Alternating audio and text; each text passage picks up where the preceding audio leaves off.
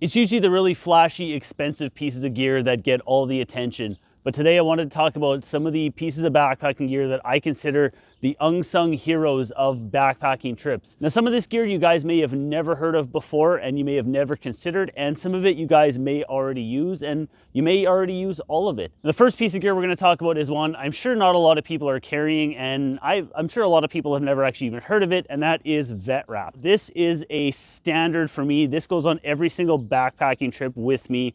This permanently lives inside my first aid kit. It's a self-adhesive bandage and is primarily designed for use with pets, but this does work for a human application as well. A really big benefit to using vet wrap when you're bandaging up a wound is the elasticity and the fact that it sticks to itself. So you wrap it around and you kind of pull it a little bit tight and you don't have any loose edges hanging off. So this is not going to snag and it's not going to catch on anything and get torn up and whatever. It's very form-fitting to your skin or whatever you're wrapping this stuff around. If you have an issue with your dog out in the backcountry, you want the ability to deal with it, and having a bandage that's going to be able to stick to itself, but is not going to get stuck up in their fur, so you're not going to be ripping out their fur at the end of the day. I personally feel like a roll of vet wrap should be a staple in everybody's first aid kit.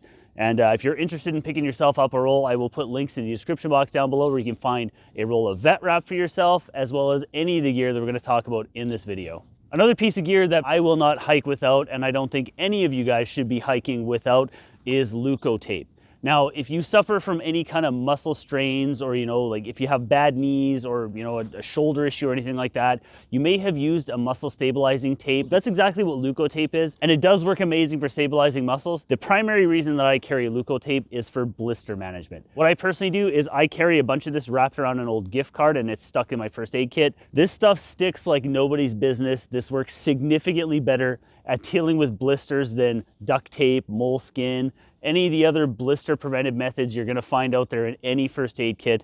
Leukotape is just simply the best. If you deal with blisters or you know anybody that deals with blisters and they don't use Leukotape, you absolutely should get yourself a roll, get them a roll. One of the best things you can do to save your gear on a backpacking trip is make sure you have a little bit of Tenacious Tape. It's a gear repair tape. You can use this stuff to patch up holes in quilts, in sleeping bags, in tents, in tarps. Really expensive Mountain Hardwear Ghost Whisperer puffy jacket. I think I've got like 5 or 6 Tenacious Tape patches on this little jacket here. What I do is I just cut it into little strips as I need it. This stuff holds extremely well. The patches on my Ghost Whisperer, they are on there for life. They haven't peeled up at all since the day I put them on. Some of them have been on there for a number of years. In reality, a lot of the gear that we're using on backpacking trips can be very, very expensive.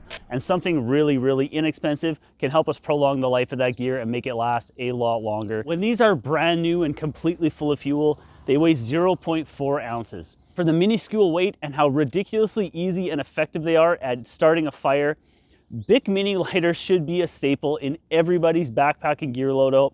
I personally have like 4 or 5 stashed throughout my backpack. Having a fire at the end of the day is one of my absolute favorite things out on a trip, and every single fire that we start out there gets started with a BIC Mini. You can't get over the reliability and ease of use of a BIC lighter. We are going to talk about one of the most versatile pieces of gear that you're ever going to get, and that is a buff or a neck gaiter. There are a ton of different ways that you can use these as a worn garment. You guys see on a lot of my videos, I'm always wearing it around my neck. If it's the summertime, I can almost guarantee you that it's sopping wet. I love taking this and dunking it in a cold creek, putting it around my neck. It helps cool off the arteries of your neck and just helps regulate your body temperature on those hot days. A lot of times I'll take this and I'll, do this up as like a little headband or a beanie, just something to keep my hair out of my eyes. It's really, really effective for that. I've used my buff a lot of times to wipe condensation off the inside of my shelter. I also use this as a pot grabber.